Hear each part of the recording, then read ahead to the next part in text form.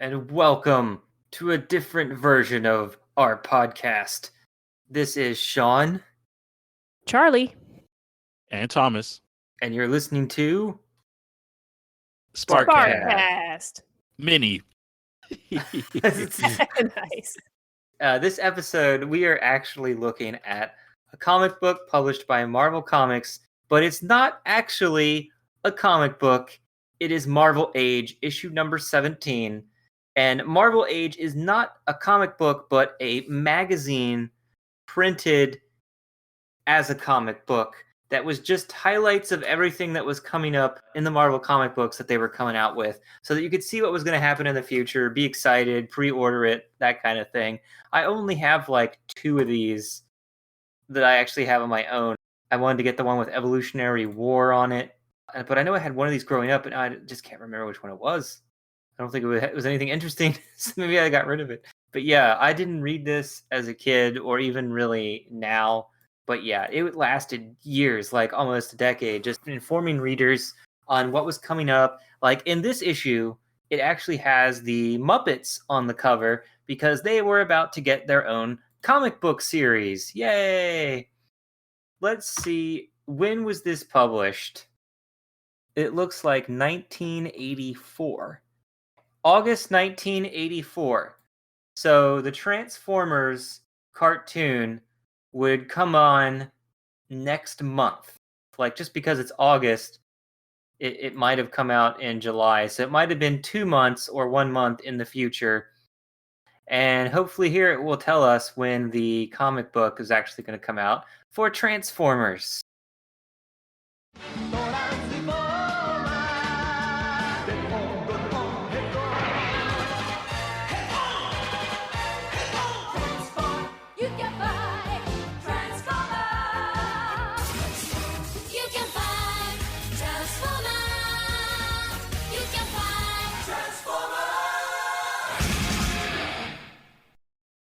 The Transformers are on page 8. So we get to page 8, and it's the Transformers logo, not the way it would be eventually colored, but it is the same font. So do you guys want to take turns reading each of the columns? Sure. I can start. Okay. Okay, The Transformers by Dwight John Zimmerman. This latest series from Marvel combines science fiction speculation with human drama. Powerful and sizzling graphics with an innovative and provocative storyline. When you hear us tell you about the care and planning that went into developing the Transformers, you'll hardly be able to wait for issue number 1. Sit back and read about the origins of the Transformers. We know we've got you fascinated already. Editor-in-Chief Jim Shooter told Marvel Age magazine the whole story. Marvel Comics is so successful that we're constantly in demand for our creative services. People from outside the comics field come to us with an idea, a concept, or a character, and ask us to help them develop their idea into a fully realized fictional reality. For example, you all know that Hasbro came to Marvel to help create G.I. Joe. In fact, when they contacted us, all Hasbro had was the name G.I. Joe kicking around, and we did the rest. It's one of the most challenging and exciting parts of my job to gather up the right creative people to work on such projects. Transformers caught my attention right away. Hasbro had already created the toy figures, fascinating robots, unlike anything I'd ever seen. I saw a wealth of possibilities for these imaginative figures, so I immediately contacted Denny O'Neil to help me create a full history for them. Okay, and I guess somebody could tell us about Denny here. Okay. Denny is one of the best idea men in the business, and his contribution to the Transformers legend is brilliant. When Jim and Denny had finished creative development for the Transformers, they knew they had a guaranteed blockbuster on their hands. However, Jim's and Denny's work schedules were too full for them to carry out the comic book project themselves. They assembled a creative team for the Transformers series who could do their carefully crafted concepts justice. Bill Manto, experienced at bringing incredible concepts like ROM and Micronauts to the comics page, was a logical choice. Bill's excitement reached stratospheric levels when he read the thick background file Jim and Denny had developed for each character. For Jim and Denny had created a detailed history of the Transformers' mechanical home planet Cybertron and solid, distinct characterizations for 28 major heroes and villains. Okay, where is the guy that actually did that? Maybe this is just before we know more about it. Like, because I thought that the one guy who did all the stuff for the Transformers names was not these two guys, and now I can't think of it because I'm reading these guys' names. But also, ROM and the Micronauts were the same as Transformers and G.I. Joe. They were figures that Marvel made into comic books to help promote the toys and make the backstory as well. They're just talking about the creative team for the comic, though, right now, aren't they? Probably, yeah. But the comic book also, see, that's the thing, is it's also connected because there's the TV and the comic, but then there was someone else who made the world, and then someone like the characters, and then the people in the comics and cartoons use those two for the bases. It's like a lot of working together. But when artist Frank Springer saw the sample designs Hasbro had brought to Jim Shooter's office, he fell in love with these amazing robots. The quality of their construction and their ability to assemble and reassemble into different shapes had Dazzler's pencil nearly begging for the Transformers assignment. Dazzler's penciler, not the pencil magically coming to life to draw it, just so you guys know. News that Frank would pencil the Transformers thrilled inker Kim DeMulder. Kim, the talented embellisher for the new Defenders and the upcoming Beauty and the Beast limited series, had always regarded Frank Springer as his artistic mentor. There was an inking assignment that project editor Bob Budiansky was only too happy to give. Okay, there it is, Bob Budiansky. He's the one that wrote the original, like, 20 issues or so. But I think he also came up with some of the characters. I'd have to look at that again. Beauty and the Beast is not the Disney Beauty and the Beast, by the way. That is actually a miniseries starring Beast of the X-Men and him falling in love with someone. Yeah, I was kind of guessing Cool. that was the case. Okay, Thomas, you're up. Also, Dazzler is actually an interesting series. I've read all 30-some issues of it. With the creative team in place and the project underway, Bob acknowledged to Marvel Age magazine that he found himself in an editorial catbird set. Bill's story is original and scintillating. Frank's pencils are polished and powerful. I admire the level of detail in Frank's work, sustained in spite of the fact that he has so many characters to draw. The Transformers are not ordinary robots. They are sophisticated, shape-changing, fully sentient mechanical beings. Each possesses a complex array of incomparable weaponry. Optimus Prime leads the Autobots, those Transformers who defend the Earth against the merciless Decepticons, led by the evil Megatron. See for yourselves what makes these mechanical beings so compelling as we describe their full range and complexity. The Autobots, essentially noble characters, can transform themselves into useful transportation vehicles. They range in size. Optimus Prime, the strongest and wisest of the group, can become a tractor trailer and split into 3 parts. Bumblebee, the spy, can become a Volkswagen Beetle. The warriors named Sideswipe, Blowout, and Spinout can transform into exotic sports cars. Ratchet, Huffer, and Hound, respectively, the Autobots' medic. Going to the next page. They describe Bumblebee as a spy. I always thought of like as a Boy Scout or just a scout. Both of those are in the intelligence area, so I guess it can be interchangeable. Mhm. All right, medic, construction engineer, and scout can become an ambulance, a cab over truck, and a jeep. And, Blowout would become Cliff Jumper, and Spinout, I don't remember who he became.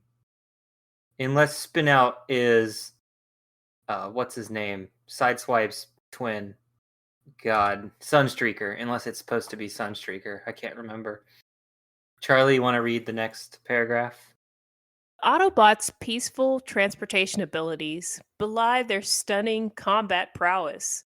Optimus Prime, for example, can produce a deadly combat deck which bristles with artillery and radiation weapons. Blowout can fire projectiles filled with a special compound called glass gas. And when the gas glass projectile shatters against an object, it temporarily disrupts the atomic bonding of that object, making it brittle as common glass. That's useful. Sideswipe possesses a pile driver arm and rocket backpack that can supersonically fly him to wherever he's needed. Spinout is equipped with an ultra accurate missile launcher and an electron pulse gun that can burn through a thickness of titanium steel in 2 seconds. Hound, as befits his role as a scout, has encyclopedic memory banks and an infrared detector that can detect and identify an enemy by its traces of heat. Ratchet the medic uses lasers, welders, and many other cutting and binding instruments to repair a damaged Autobot in no time and ready him for battle. Huffer is the construction genius of the group, the only Transformer that doesn't possess a weapon. Huffer derives joy from building a veritable arsenal of useful devices. Okay. So Huffer might be a construction bot, but even though he loves to build things, he really loves tearing people down, especially their spirits. Was Huffer and Gears in the same episode once, or does that just not Yes, happen? they've been Okay. there before on occasion.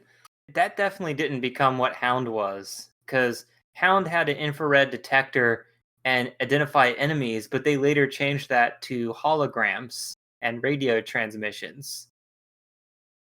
So maybe they mixed Hound up with somebody, but I can't remember who Spinout is supposed to be now. Do any of you guys remember? No, I feel like that's the first time I've heard that name. Okay. Electron pulse gun that cuts through titanium. That's really vague. I thought they all can kind of do that. All right, I'm just gonna look up what's his name. Missile launcher. What's the other one? Sunstreaker. I'm gonna see if that's actually Sunstreaker's prior name. I actually like Spin Out better. Yep. So it is Spin Out. It is Sunstreaker. Oh, okay. The yellow robot that looks like I never him. I never can remember Sunstreaker's name. That's the only problem. All right, so now, cunning, sinister, and warlike, the Decepticons assume disguises of destruction to serve what they feel is their destiny to rule. Megatron is known as the, quote, slag maker, unquote, a nickname he relishes. His deadly fusion cannon can annihilate a major city.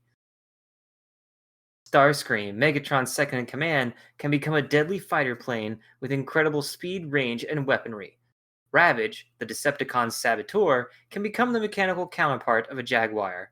To enhance his terrifying methods of murder, Ravage can become invisible under subdued light conditions. Ravage cassette that's nice to you. to know. Never heard that. Never happened in the cartoon. I guess they never got around to, or they later took that out of his character. Rumble, who possesses the power of the earthquake, can transform himself into a stereo cassette for deadly espionage work. I really think his rumbling is the deadliest thing of all, and more deadly than that, but okay. Laserbeak, who can transform himself into a condor, is a sadistic interrogation expert who takes particular delight in using his lasers to extract information from helpless captives. They all turn into cassettes. All of them. Mm-hmm. And before we begin, though, the second bottom half of this page is actually a picture from the comic, though they couldn't have chosen a least interesting picture for the Transformers. Like, to get you to want to read this. It's just like, it's the inside of the Ark repairing the Transformers when they wake up on Earth, but it just shows a purple robot thing lifting up the body of one of them, and then it's repairing another one and connecting its head to a body in the other shot. And everybody's lying on the ground. And there's like robot corpses on the ground. And then you see on a TV screen in the back, like the forms that he's going to turn them all into. And it has a description from what it's actually doing, but it's not very interesting to get people to want to read the Transformers. Well, Yeah. maybe this is their way of illustrating the fact that this isn't going to be a regular toy series for kids. This is going to be gritty. We're going to blow up our robots. This looks like they just drew page 1 and that's what they have to display. Like, Yeah. we're not going to show you any good stuff, kids, until you pay another 35 cents. Thomas, you want to continue? The saga of the Transformers begins billions of years ago. Of course, I get the origin story. Billions of years ago on the planet Cybertron. I wonder if you've heard that before. Located in a distant solar system, the home of the Transformers is a completely mechanized world where mountains are skyscrapers and rivers are highways. Civil war between the Decepticons and Autobots raged for centuries. One of the many battles between Autobot and Decepticons reached the Earth. Optimus Prime was leading a contingent of Autobots in a secret mission when the Decepticons found him out and attacked. Megatron and his men infiltrated Authy, the Autobots' intelligent spaceship. That's Auntie. I think the N has an accidentally more Yeah, Print it's a mark or an something. ink, pigment ink on dot. The battle turning to the Decepticons' favor. Optimus Prime sent Auntie on a collision course with the Earth. The impact was devastating. Auntie buried herself deep in the young planet's crust. The Autobots and Decepticons were knocked into dormancy. Eons passed. In the early 1980s, Mount St. Hilary erupted. Far below, the titanic shock waves reactivated the ravaged circuits of the Autobots' vessel. Auntie's sensors assessed the situation and discovered a wide range of indigenous life forms in the surrounding environment. Because many of Auntie's circuits were irreparably damaged, the ship proved unable to distinguish between Autobot and Decepticon. The ship, then capable of altering the Transformer shapes, adapted both the Autobots and the Decepticons to the life on Earth. Auntie matched the personalities of each Transformer to a particular inhabitant of Earth. So did the basic weapon identities of the Decepticons and vehicle guises of the Autobots come about. I can read that next paragraph if you want to read the next two, Charlie. Sure. The Autobots and Decepticons were reactivated and civil war began anew. The Transformers series shows the Autobots valiantly defending the Earth against Megatron's forces, who view Earth as a planet rich with the resources to build new Decepticons. The Decepticons' ultimate goal is the destruction of all life forms in the galaxy. Wow, okay. I thought they wanted to conquer it, but... And then the picture they use on this page is actually useful. They took 3 panels and broke them up and put them vertically instead of horizontally, I think, and actually show Megatron, Starscream, and Soundwave transforming into jets and a cassette player and actually take off.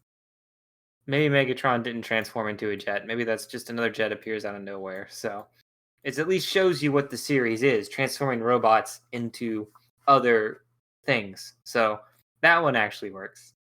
Okay, Charlie. It is the very definition of life form that creates conflict and confusion for the Transformers. For them, recognizable life forms are only the mechanical beings, cars, boats, appliances, and so on. Flesh and blood creatures, plants, bodies of water are completely beyond their comprehension. When the Autobots finally discover who Earth's intelligent life forms are and how frail and helpless they seem to be, they resolve to protect this fragile world from Decepticon annihilation. I was thinking they were, from the sound of it, they were going to attempt world domination, but no, these guys have that's a stereotype about aliens, and yeah, they came to protect us. Yeah, good guys. The first issue of the bi-monthly Transformers is scheduled for release in April. Don't miss it. The very survival of a civilization hangs in the balance. Wait, it says it's released for April. Oh, okay, yeah. Because the checklist at the beginning actually shows you all the titles that are coming out in November. Oh, okay. So it was supposed to be like another almost like a half a year before. Yeah, I assume. But no, this says no titles shipping July 3rd, on sale July 24th. So this is telling you about titles that are coming out. Title shipping July 24th, on sale August Yeah, 14th. I Why could are they have. telling us all that? So the Transformers, I thought it came out earlier than that for some reason. Like I could have sworn it was released around the same time as the series, not like 4 to 5 months after the cartoon premiered. I thought they came out the same month. Issue 1 here actually says it was released on May 1984. Hold on, let me see the cartoon. September, finally coming out in October. In May, and this book is coming out and telling them it says August 84, but it's really July. It almost seems like the comic's already out because it says in April. So I don't know. This is so That could stupid be how a they. It could be a reprint of the same information. Like I've seen that a lot. Like I used to get kids magazines, and sometimes it'll be the same thing in it, like same article or something later, with the And this is an details not August terribly issue. adjusted. Yeah, because it So says it's the August issue, but the issues that it reviews are actually coming out in July. So, that means the Transformers has already come out because it says coming in April, which would have been, or as you're reading this magazine. Hello, this is Editor Sean, not live on the podcast, to tell you the information so that you won't be confused. So even though Transformers says it's coming in April, the comic cover says September, but it was actually released in May. In Marvel Age itself is a checklist. Most Marvel comic books will have an advertisement page or bullpen and will also include a checklist of every comic book coming out that month. And on this checklist page, sure enough, there is Transformers and Marvel Age 17, the one we're reviewing, coming out the exact same month. And this checklist is for everything coming out in May, which means the title was delayed 1 month. We now return to the podcast. The issue itself, though, is usually, like, if you notice in the beginning, it tells you all the titles that are coming out in July, then later July, and then even in August. And various news that's coming out, like Doctor Who comic is coming out, all the new super specials and stuff like that. But then it actually interviews people, like it interviews Jim Shooter. We see John Romita Jr. have Q&A along with some sketches. Oh my god, we see that guy who draws Mad Magazine draw his version of some of the Marvel characters, which is kind of hilarious. And then there's talk about the Muppets, because they're getting their own comic book series, along with what's going on with Secret Wars that's coming soon. And then a brief retrospective on 1965 Marvel, as well as some new talent coming to Marvel Comics. And that's it. That's all it is. Does that make you want to read more of Marvel Age? If this was like something that was current as a kid, be like, man, you get to learn about all the new stuff that's coming out. kind of fun just to like look through. I can imagine like this is kind of like a bathroom book because it's got so many like boring just schedules of things, but it's just yeah. I think I would have, if I was bored, I probably would have flipped through this and like looked at stuff. I used to look at, the game magazines like this. I definitely wanted to know when they were going to come out. And yeah. The what about the Transformers itself? Does it make you want to read it just with that and be like, here's these awesome Transformers? No. No. It didn't look, the pictures weren't very exciting. If it had been something that was like, whoa, like I've never seen that before. It Like was when I very encyclopedic reading that. Yeah. I feel like that appeals more. It was, I don't know if that was their intention, but it seemed like reading that was like reading something for like older folks. Yeah, definitely. Huh. Just hardcore like comic book fans of the time that were really looking forward to collecting stuff. So I will tell you one thing here, though, is one comic I see coming out is called Crystar, and the complete thing of that is called Crystar, the Crystal Warrior. It was a comic book based on a series of toys that failed immensely. I found that comic book somewhere at a comic store or for cheap or an antique store or somewhere. I read the first one or so, and it was actually pretty interesting because I remember getting the whole 12-issue miniseries at some point a decade ago and reading it, and that was actually kind of fun. But of course, the toy line failed. The comic was also quickly canceled after its 12th issue. So, Okay, I'm looking at it on the internet, and it looks like, I don't know, I see a guy made out of crystal. yeah, with Is a that sword what- showing off his crystal biceps. He's basically just He-Man, but made out of crystal. That's what it looks like to me. He's got red Oh man, boots hey, on. he And lives in a completely different fantasy universe from He-Man. Okay. okay, is there like a skull guy who's after him, and he's made out of crystal also? I do not remember. It's been over a decade ago. I just remember that I liked it, and that's all I need to know. This totally just looks like He-Man. Like it all together. He's got like a barbarian crown kind of thing going on, like the whole Viking look deal. Like, yeah, this is just a crystal He-Man, and he's got a crystal castle behind him. You know, I don't For the like your power- attitude about this cool original character that was created For the in power of Crystar, 1983. I am Christopher Crystal and Esquire. Oh, so he fights the Demon Lord and his demon armies, okay? That is not That's not the He-Man plot. it's every 80s cartoon plot, all right? It's like the Transformers plot we're reviewing right now, all right? Oh wait, there's a page with characters on it. Let me see what these characters are. Let's see. There's Moltar. Looks like some kind of molten lava. Yeah, that's what he is, a lava warrior. Yeah. Oh my goodness. Oh yeah, the All bad All right, guy. we're getting out of the realm of mini. All right. Yeah, all right, let's Oh, go. But His name is Crystar. Oh, that's the lame. villain is actually pretty terrible as a design. So yeah. Magma But Man? anyway, the I don't know if I even knew this magazine existed as a kid, and I don't know if I would have read it as much as I did because I remember getting into Wizard magazine later, but that seems to be a cool magazine, whereas it's just kind of a lot of information. I do know there are a few times where I did want to actively seek out two of these just because they had interviews with people before the big event and actually told you what they plan to do with it and how to do it. And some of that stuff is actually pretty interesting. But anyway, we hope you've enjoyed this brief, i.e. half an hour plus look at Transformers from Marvel Age. This is Sean. Charlie.